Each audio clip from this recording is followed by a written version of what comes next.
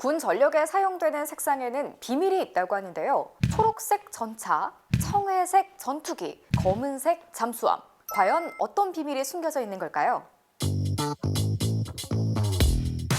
시설이나 장비, 개인이 적에게 제대로 식별되지 못하게 하는 위장. 장병은 물론 전력까지 군에서 운용하는 모든 수단에게 적용되는 개념입니다. 위장의 수단으로 가장 대표적인 건 장병들이 입는 전투복일 텐데요. 전투복엔 색상부터 무늬까지 적에게 들키지 않도록 다양한 위장 기술이 적용되어 있습니다. 하지만 과학기술이 발달하면서 적외선 탐지 장비 등에도 눈에 띄지 않는 위장이 중요해졌습니다. 이를 적외선 위장이라고 부르는데요. 적외선 위장은 주변 환경의 적외선 반사율과 유사하도록 만들어 야간 작전을 할 때도 적외선 탐지 장비에 식별되지 않는 효과를 나타낸답니다. 우리 군은 적외선 위장을 위해 우리나라의 대표적인 지형과 계절 변화에 맞춘 5가지 색상을 선정한 뒤 촘촘한 마이크로 패턴의 디지털 무늬를 전투복에 적용했는데요. 일반적으로 흑색, 침엽수색, 수풀색, 나무줄기색, 목탄색을 적용하지만 해병대의 경우 기습 침투, 해안 상륙 등 임무의 특성을 반영해 청회색, 모래색, 적회색,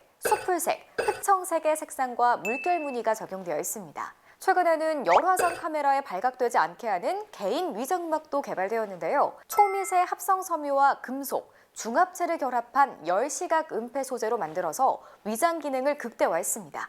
그렇다면 전력에는 주로 어떤 위장이 적용될까요? 전력은 운용하는 환경에 맞춰서 색상을 달리합니다.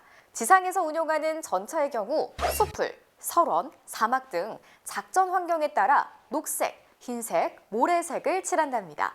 이때 위장색은 비대칭 무늬를 적용해 칠하게 되는데요. 채도와 명도, 색상이 대비되는 2가지 이상의 색상을 사용해서 물체의 윤곽선을 불분명하게 만든답니다. 뿐만 아니라 위장을 위해 전차가 입는 투명 망토도 있는데요. 바로 기동 위장체계 MCS입니다. MCS는 열적외선, 자외선, 가시광선 등 1에서 100GHz 영역의 전파를 흡수하거나 변조할 수 있는데요. 전력이 발산하는 신호를 80%까지 감소시켜 탐지 가능성을 낮춥니다. 은엄폐물이 있는 지상과 달리 숨을 곳이 마땅치 않은 공중과 바다에서의 위장은 더욱더 중요해집니다. 전투기의 경우 일반적으로 동체 하면에 청회색을 도색하게 됩니다. 그런데 왜 하늘색이 아닌 청회색으로 도색하는 걸까요? 그 이유는 청회색이 지상에서 봤을 때 하늘의 색과 가장 유사한 색이기 때문입니다. 이러한 이유로 야간에 임무를 수행하는 일부 기체의 경우 검정과 같은 어두운 색으로 도색하기도 합니다. 그럼 전투함이나 항공모함과 같은 수상함의 위장색은 어떨까요? 바다와 같은 푸른색을 떠올릴 수 있겠지만 대부분 회색으로 위장을 하는데요. 회색 계열로 보이는 수평선의 색과 맞추기 위해 이 같은 색상으로 도색한답니다. 피부연 해무와 조합되면 더욱 파악하기 어려우니 회색은 수상함의 위장색으로 안성맞춤이죠. 더불어 회색은 사람의 시각에서 가장 식별하기 어려운 색상이기도 한데요. 식별이 되더라도 거리감을 느끼기 어려워 얼마나 근접했는지 혹은 얼마나 멀리 있는지 파악하기 어렵습니다. 여기에 하나 더! 전투기와 수상함에 공통적으로 사용하는 회색은 다른 색상보다 반사율이 낮다는 특징이 있는데요. 이러한 특징 덕분에 적의 함정이나 항공기의 레이더에 탐지될 위험성도 낮춰준답니다. 그럼 심해에서 운용하는 잠수함은 어차피 어두워서 잘 안 보일 테니까 위장이 필요 없는 거 아닌가?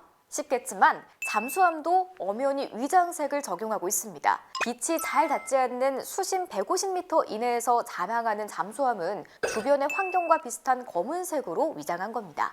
혹여 빛이 들더라도 검은색은 빛을 가장 적게 반사하는 색이기 때문에 항공기 등에 피탐될 위험도 적습니다.